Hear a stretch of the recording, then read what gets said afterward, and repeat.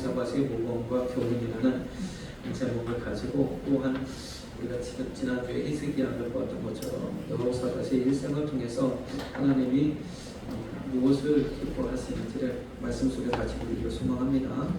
오늘 본문 말씀 역대하 17장 1절에서 6절 말씀에 여호사밧에 대한 얘기가 나오는데, 왕들의 이야기가 11개 하에도 기록되어 있고 11개 상하에도 기록되고 또 역대하에도 기록되어져 있죠.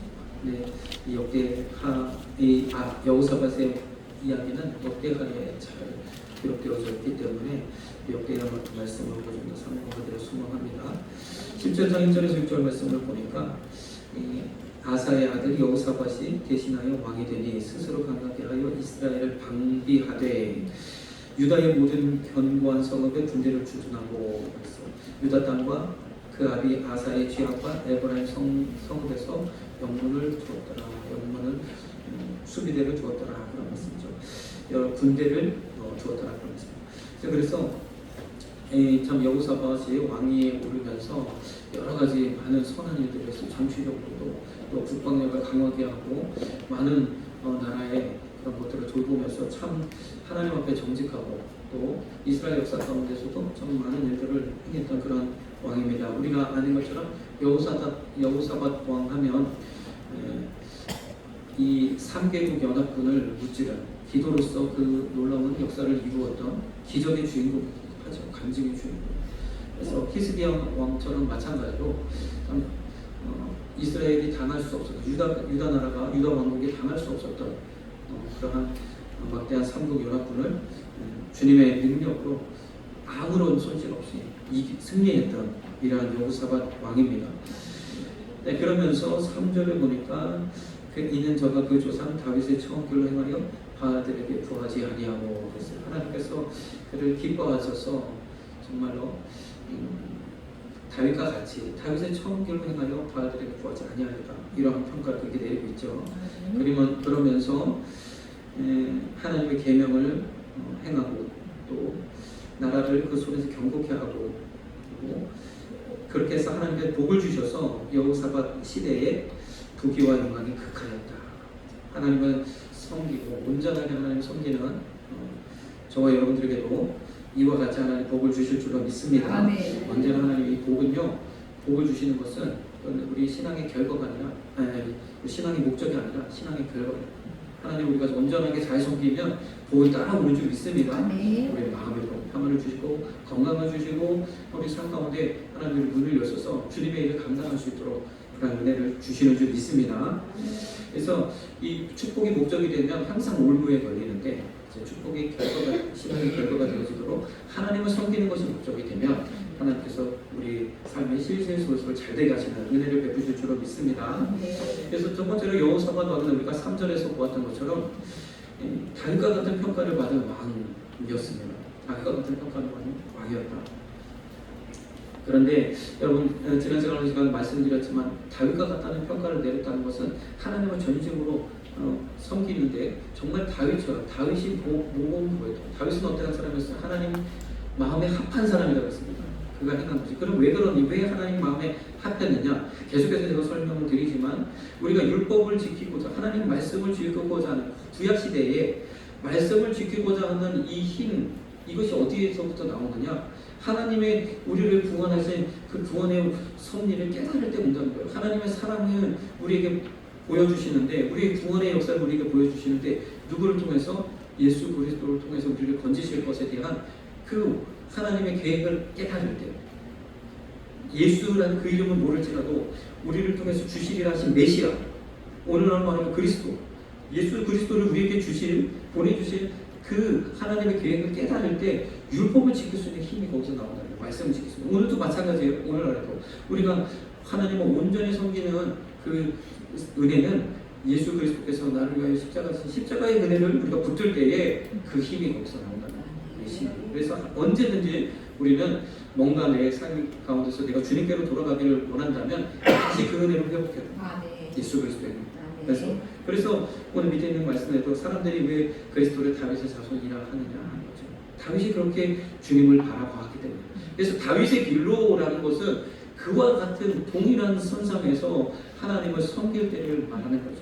그래서 이러한 다윗의 길로 행했던 유다의 왕들은 20여 명의 왕들 가운데서 히스기야와 요시야 왕을 제가 예를 드는데 오늘 이 여호사밧 왕도 그와 같은 평가를 받았어요. 그런데 참 이 여호사밧은 제게 참 고민을 주는 왕입니다. 정말 하나님께서 이와 같은 평가를 내리셨는가. 우리가 아까도 보았지만 역대하 17장 3절에는 그가 그 조상 다윗의 처음 길로 행하여 그랬어요. 분명히 하나님께서 그렇게 말씀하셨는데 여기에 처음 길로 행했다 그렇게 말씀하고 계십니다. 역대하 19장 4절에서 이 여호사밧이 어떠한 업적을 이루었는지 우리가 좀 더 살펴보면 우리가 신앙적으로 먼저 우리가 살펴보면 여호사밧이요 순회하면서 브엘세바 예루살렘에서 나가서 브엘세바에서 에브라임 산까지 민간에 순행하며 저희를 그 열조의 하나님께로 돌아오게 하고 있어요.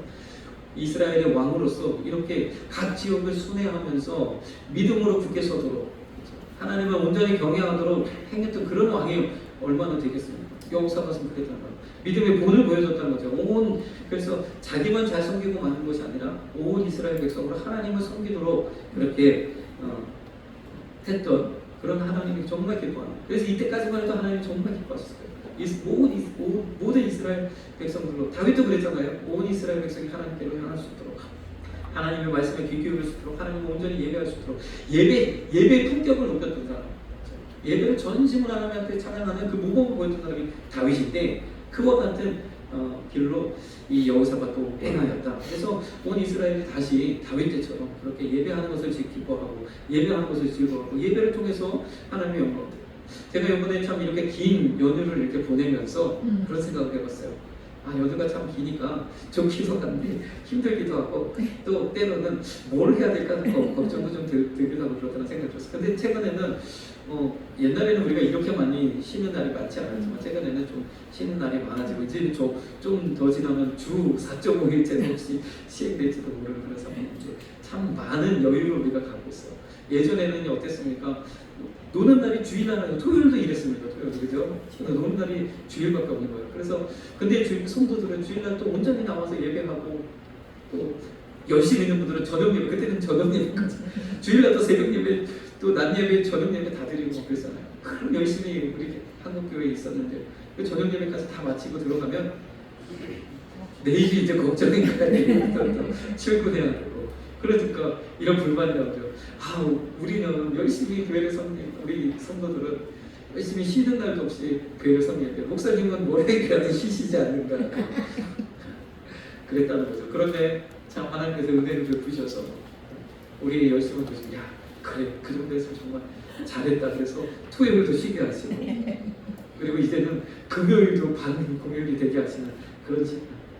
그래서 참 생각해 보면 이제 노는 날이 많아져서 참 좋을 것 같은데 또 한편으로는 저는 항상 이제 주일에는 교회를 다녔으니까 그런 생각을 못했는데 생각하면서 우리가 토요일 주일을 계속 쉬다 보면 예수님을 안 믿는 사람들은 뭘 할까 맨날 고민이겠다. 뭘 해야 될까. 그러니까 집안에 앉아서 있는 것도 한 번, 두 번이지 또 어디를 가야 되나 여기를 가야 되나 그것도 참 고민이겠다 싶은 생각이 들어요. 근데 우리는 주일날은 온전히 예배함을 통해서 예배 가운데서 우리가 기쁨을 누리고 주님과 함께하는 기쁨, 또 성도와 함께하는 기쁨, 교제하는 기쁨, 찬양하는 기쁨 이런 기쁨을 누리면서 주일은 온전히 하나님 앞에 올려드리고 또 남은 시간들은 또 우리가 각자 또 이렇게 계획을 가지고 할 수 있으니 얼마나 기쁜가 그래서 그런 생각이 들어요. 항상 우리에게는 할 일이 있다는 거죠. 그래서 이 노는 날이라 할지라도 시간이 빡빡하게 짜여져 있다는 게 그것도 어떻게 보면 행복이었다는 생각이 듭니다. 아무튼 우리가 모든 일에 있어서 주님을 예배하고 주님을 찬양하고 주님께 나아가는 그 시간이 가장 우선인 거 기억해야 될 줄 믿습니다. 이 여호사밧이 참 그 일을 잘했다는 거예요. 또 한 가지는 19장 5절에서 6절 말씀을 이렇게 살펴보면 또 각 나라, 온 나라가 하나님의 은혜 아래서 공의롭고 공정하고 또 이렇게 뒤에 세워질 수 있도록 이 당시에 재판하는 사람들, 재판관들, 또 제사장들 이러한 이스라엘 백성을 다스리는 이들에게 강력한 그런 메시지를 전했어요. 뭐냐면 너희 6절에 보니까 재판관에게 이르되 너희는 행하는 바를 삼가하라. 자, 조심해서 행하라는 거죠. 왜냐하면 너희의 재판하는 것이 사람을 위함이 아니요 여호와를 위함이니 그렇다는 거죠. 하나님이 보고 계신다는 하나님 보고 계신가? 하나님 앞에서 재판하는 거죠. 사람 앞에서 사람을 위해서 재판하지 말고 사람을 하나님 앞에서 재판하라 이야기합니다. 그 이후에 그 여러 가지 말씀들이 또 계속 기록되어 있습니다. 그래서 참 이 하나님 앞에서 재판하는 거 굉장히 중요한 개념이죠. 이 당시에 우리가 재판을 한다 그러면 이 재판관에 따라서 좌지우지 될 수 있잖아요. 굉장히 무섭잖아요. 내게 가까운 사람, 내가 좋아하는 사람, 내가 기뻐하는 사람은 더 좋게 해줄 수 있는 여지가 분명히 있잖아요. 그런데 하나님 앞에서 재판한다는 것은, 하나님 앞에서 재판한다는 것은 하나님이 기뻐하시는 하나님의 공의, 하나님의 정의가 실현되는 방법입니다.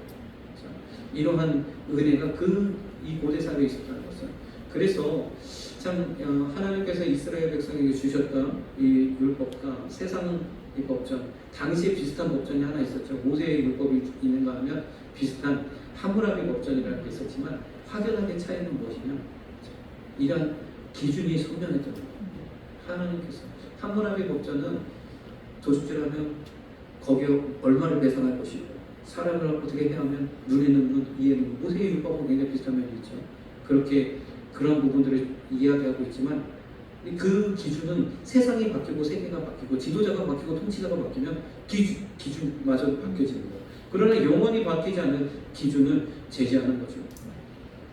이 나라도 그래야 되는 거예요. 이 땅도 그래야 되는 거죠. 사람을 다스리는 이러한 것은 하나님께서 우리가 전통적으로 쌓아놓은 이러한 가치들, 이것은 천부인본으로부터 시작해서 자연법을 기초로 하고 있죠. 자연법은 우리의 양심을 기초로 하고 있는 그러한 법을 말하는 거죠. 모두가 다 동의하는 그러한 가치들을 가지고 이루어진 자연법. 그래서 그 위에 세워진 이 법의 정신을 따라서 재판하는 것, 이것이 현대사회의 민주주의가 추구하는 그런 사법부의 역할입니다. 그런데 이것을 정치적으로 해석하려는 시도들이 너무 많아요. 사법부도 정치적이어야 된다는 거죠.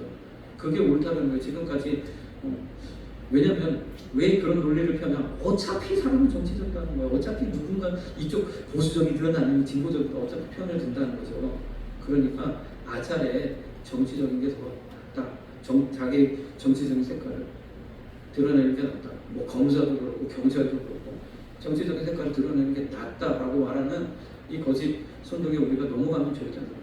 절대 항상 그러한 요인이 우리 가운데 있지만 그것과 싸워야 되는 게 사실 재판부와 사법부의 할 일이죠. 그것이 그냥 방관하게 되면 어떻게 되겠습니까? 이러한 정권이 들어오면 그 정권에 해당하는 사람들은 다 기가 살고 반대하는 사람들은 다 죽어나가고 이런 일들이 계속해서 반복되지 않겠습니까? 인류 역사가 그렇게 반복해 왔죠. 그러나 하나님이 세우신 이러한 하나님의 기준을 가지고 통치하는 것, 그것을 여호사밧이 세워놨다. 저는 그래서 이 말씀을 특별히 가져온 이유는 이것이 보통이 아니다. 하나님께서 여호사밧에게 이러한 마음을 주셨다는 것은 참 놀라운 통찰이고 하나님의 말씀 속에서 받은 지혜다. 저와 여러분도 마찬가지예요. 우리가 언제든지 하나님 앞에서 무엇이 옳은지 무엇이 그른지를 생각하고 판단하시는 저와 여러분 되시길 소망합니다. 여호사밧이 이러한 일들을 이루었어요.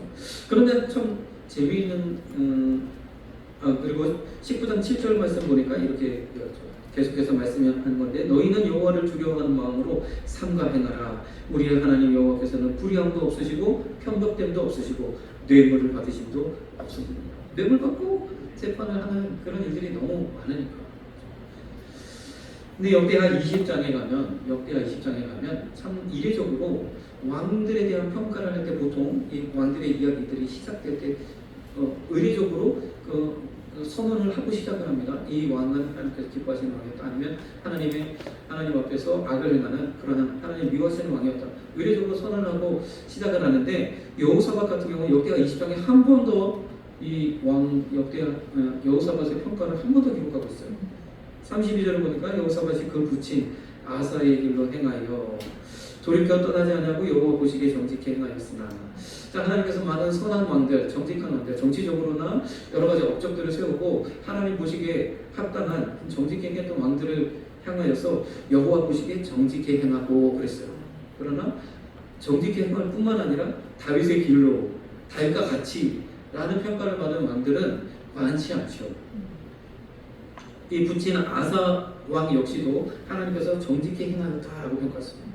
아사의 길로 행하여 여호사밧도 정직히 행하였다. 그러나 다윗의 길로 빠져버렸습니다.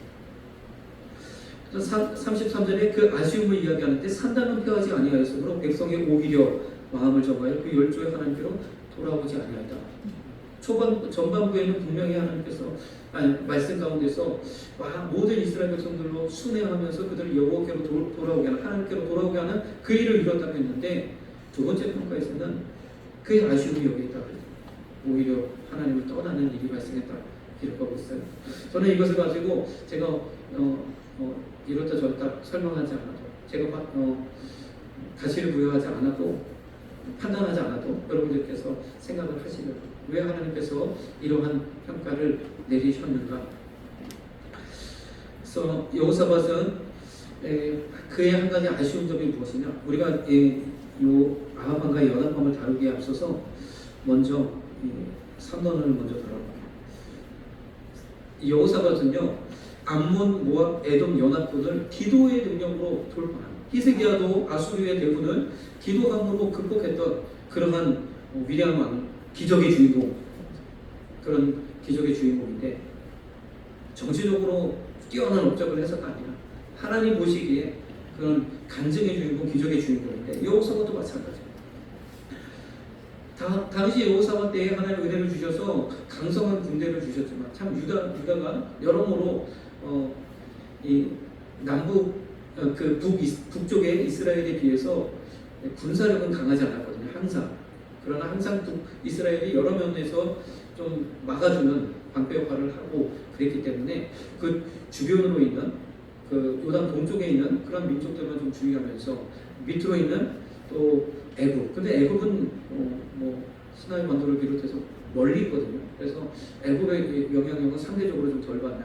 그래서 조금 비교적 유리한 그런 위치에 있죠. 북쪽 이스라엘은 위에 강대한 나라들, 여러 나라들이 있었고 그 나라들과 항상 전쟁을 해야 되기 때문에 여러모로 전술에도 능하고 전략이나 이런 이제 국방력에 더 많은 것들을 투자하게 되는 그런 부분들이 있죠. 그리고 숫자도 더 많았고. 근데 이런 가운데 또 남북으로 갈라지면서 많은 경건한 제사장과 믿음의 사람들이 남쪽으로 다 내려오면서 예배하고 하나님을 경외하고 이러한 것은 더 발달하게 되는 그러한 나라가 유다가 되겠죠. 마치 우리나라가 6.25를 남북으로 갈라지고 6.25 이후에 북쪽에 있는 많은 믿음의 사람들이 다 남쪽으로 내려와서 많은 훌륭한 목사님들이 되고 굉장히 비슷해요. 참 이스라엘 역사가 우리가 비슷한 점이 많은데 이때도 그랬습니다. 그래서 그런 있는 사이에 그래도 여호사밧 때에 그런 군사력을 주시고 남과 북이 대등한 그런 관계에 놓여지는 그런 일들을 이루셨죠. 오히려 더 하나님께서 더 큰 은혜를 베풀어 더 큰 강성함을 주셨죠. 그런 가운데에 암몬, 모압, 에돔이라는 연합군이 그래서 전통적으로 이 땅은 하나님께서 이스라엘 백성에게 허락지 않은 땅이기에, 그리고 하나님께서 그들을 멸하시는 것을 원하지 않으셨기에 항상 그 땅을 정복하지 않았습니다. 이스라엘이 힘이 있다 할지라도 그 땅을 정복하지 않았는데 그 세 연합군이 힘을 합쳐서 반대로 이스라엘이 치려오는 그런 상황을 맞이하게 된 거예요.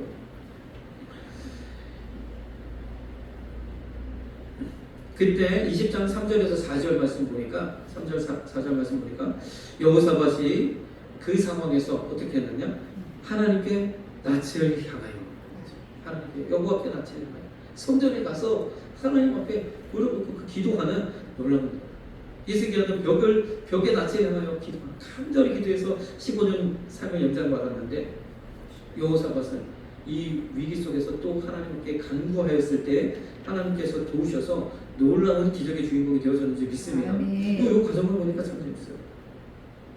그렇게 여호사밧은 기도할 때 자신만 기도한 게 아니라 온 백성에게 금식령을 내리고 함께 기도하자 했을 때 유다 사람들이 이런 위기를 같이 위기 의식을 가지고 함께 모여서 기도했어요. 언제나 나라와 민족을 위해서 우리는 기도해야 되는 줄 믿습니다. 네. 함께 기도할 때 하나님 놀라운 역사를 주셨어요. 이 하나님의 신이 그 함께 기도하는 그 무리 가운데 임해서 레위 사람 중에 아하시엘이라는 사람에게 하나님이 응답해 주셨어요. 이 전쟁은 너희가 싸울 것이 없나니 항우를 이루고 서서 너희와 함께 여호와가 구원하는 것을 보라. 이 말씀을 선포드립니다. 회중 가운데서. 그래서 제가 자세히 보니까 어떤 특별한 선지자를 통해 하나님의 말씀을 전달하는 것이 아니라 그 무리 가운데서 한 레위인에게 하나님이 이 말씀을 주셨더라고요. 그런데 그 말씀을 붙들었어요. 그냥 그 말씀을 뭐라 그럴까요? 의미 없게 넘겨버릴 수도 있는데 그렇지 않았습니다. 그 말씀을 붙들고 온 백성 믿음으로 나아갈 때 하나님 놀라운 역사를 이루셨습니다. 때로는 우리 가운데 여러 가지로 하나님 응답하여 주시는 줄 믿습니다. 때로는 주변 사람들 통해서도 응답해 주시는 거예요.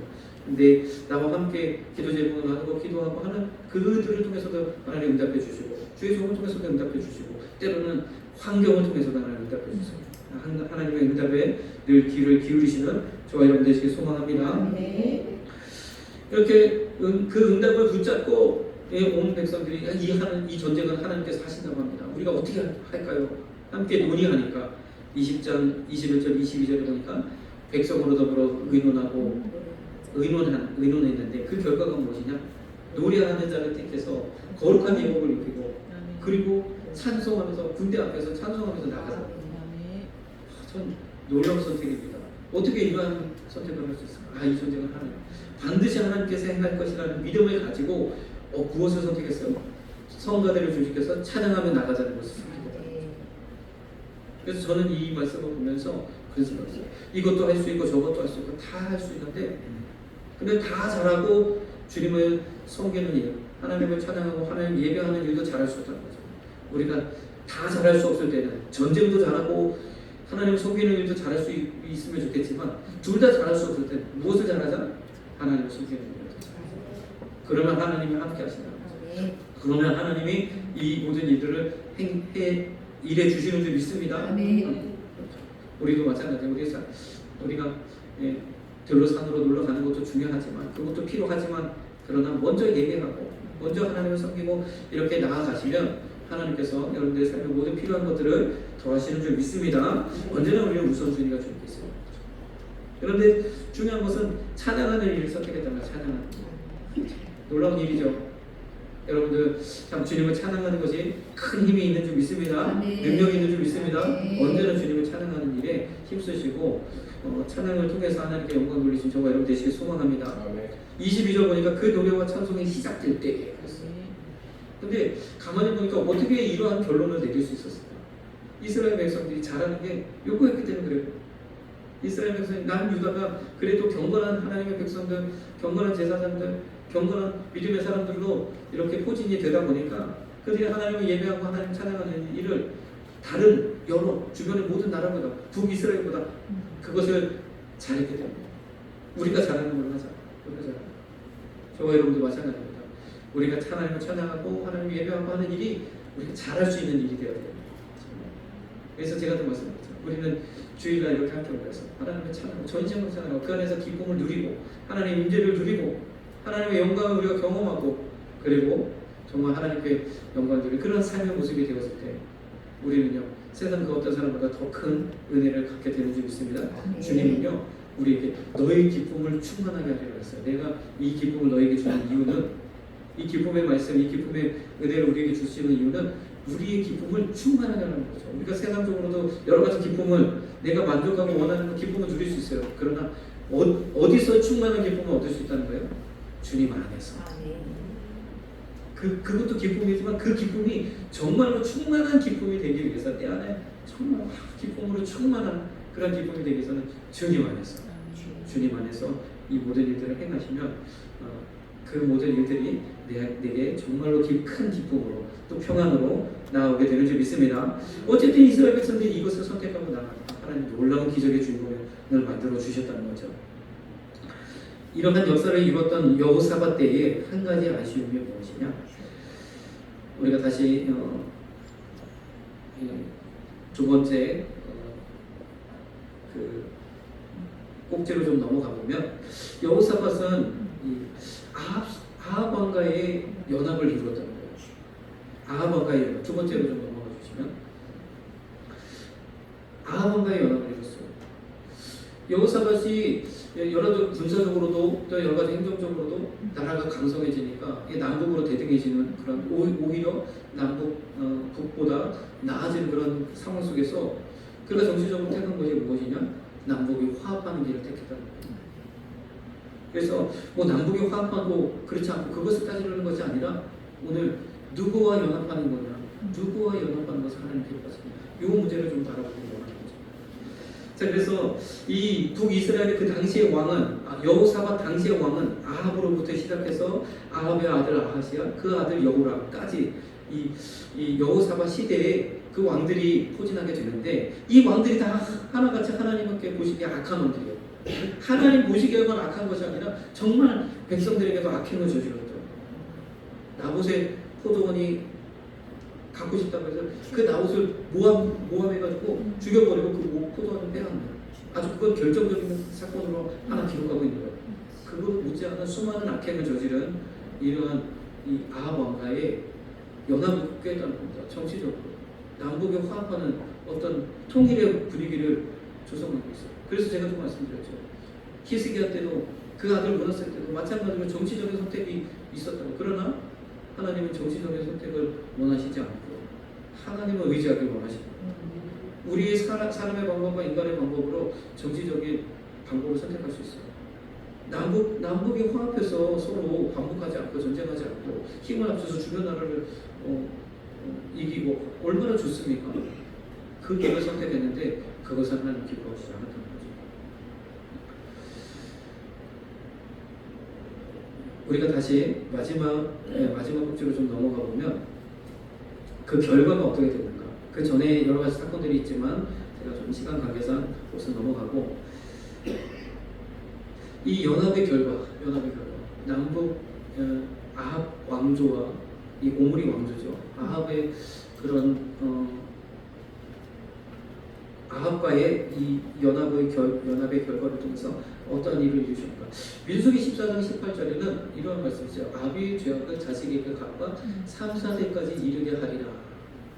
원래 하나님의 원칙은 자녀들로의 삶으로 그 부모의 죄를 묻지 않는 것이 하나님의 원칙이에요. 그것을 가지고 여호사밧도 그렇게 다스리라고 분명하게 이야기합니다. 그런데 이 아비의 죄악을 자식에게 갚아 3, 4대까지 이르게 하리라 하신 것은 무엇이냐? 하나님을 섬기지 아니하는, 우상을 섬기고 하나님을 반역하는, 하나님을 대적하는 이러한 삶은요 자녀들에게 영향을 주는 거예요.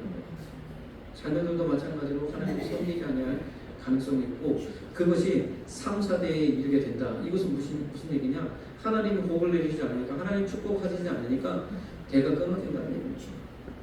그러나 하나님을 사랑하는, 하나님을 경외하는 그러한 믿음의 사람들에게는 천대까지 하는 능력을 베푸시면서 영원히 하나님의 섬김을 그렇게 누릴 수 있는 줄 믿습니다. 이와 같은 능력. 마찬가지로 여호사밧이 이러한 연합 그러한 가운데서 어떠한 일이 있었는가? 일단 이 여호사밧의 아들, 이 당시에 남북 화합이 되다 막 그런 분위기가 있어서 그런지 몰라도 북이스라엘과 남유다의 왕들의 이름이 비슷해요. 굉장히 헷갈립니다. 근데 북이스라엘에 아합의 아들 아하시아가 있고 그 아들 여호람이 있어요.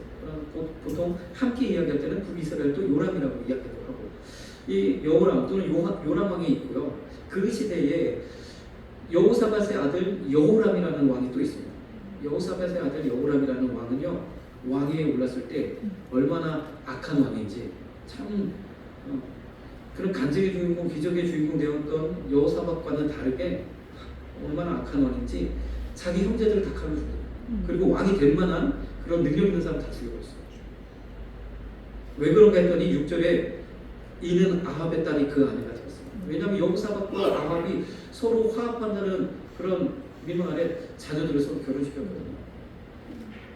아합의 딸이 그 아내가 되어서 뭐라고 했겠습니까? 당신의 왕위가 공고하게 되기 위해서는 형제를 다 죽여야 된다. 씨를 다 없애야 된다. 그래야만 무슨 인간적인 방법이 있을 수도 있겠죠. 그러나 이러한 악을 여호와 보시기에 악을 행한다. 그래서 일순간에 왕자들이 다 죽어버리는 그런 상황을 맞이하게 됐어요. 더 나아가서 그의 아들 여호람의 이제 왕위를 이어받은 아들 아하시아는 그도 하나님 보시기에 악을 행했어요. 북이스라엘의 아합의 아들 아하시아가 있고 여호사밧의 아들 여호람의 또 아들 여호사밧의 손자 아하시아가 있는데 그 아하시아가 이 북쪽에 있는 여호람 왕을 문상하러 갔다가 거기서 같이 죽임을 당합니다. 그 왕이 죽을 때에 이 왕도 함께 죽임을 당합니다. 자, 이런 안타까운 상황 속에서 이제 그 아하시아의 어머니죠, 이세벨의 딸, 아합의 딸, 아달랴, 아하시아의 모친 아달랴가 자기 아들이 죽은 그 소식을 듣고요, 자기가 왕이 되겠다는 생각을 합니다. 이참에 내가 왕이 되겠다.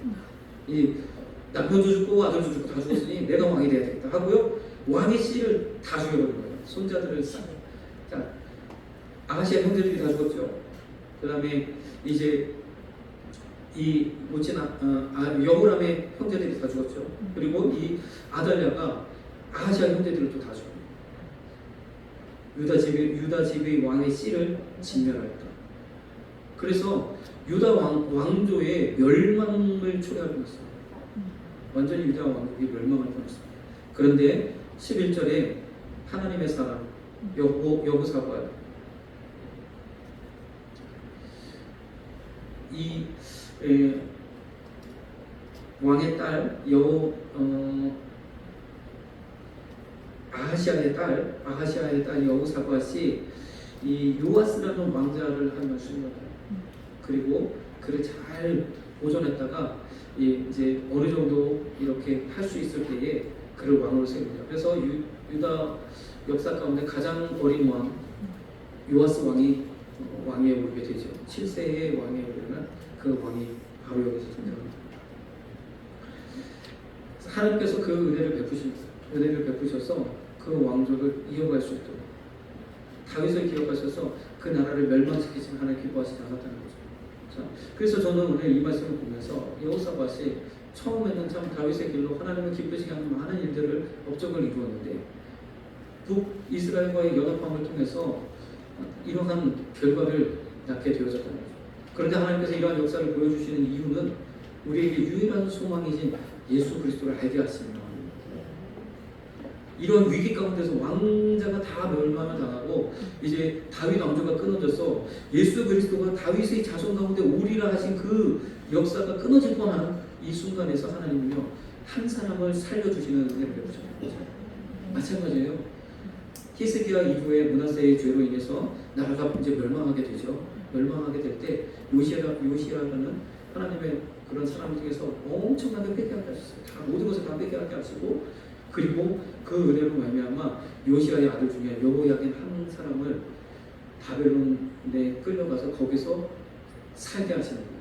거기서 왕자들의 대접을 받게 하시고, 그리고 그 가운데 누가 나오느냐? 수르바벨이 나옵니다. 페르시아 때 수르바벨을 통해서 성전을 재건하게 하는, 이스라엘 왕국을 재건하게 하는 놀라운 역사를 이루시고, 이 모든 역사의 그 이야기는 다 예수 그리스도를 예표하고 있는 줄 믿습니다. 그래서 오늘 우리가 누구와 연합하느냐? 정말 우리가 믿음의 사람과 연합하고 함께 복 있는 사람과 연합하고 하나님의 사람들과 연합하는 것이 중요합니다. 그러나 가장 중요한 것은 예수 그리스도와 연합하는 것. 주님과 연합하기 때문에 주님과 함께 할 때 하나님 은혜를 베푸시고 하나님 능력을 더하시고 모든 역사 가운데 하나님의 은혜를 더하시는 줄 믿습니다.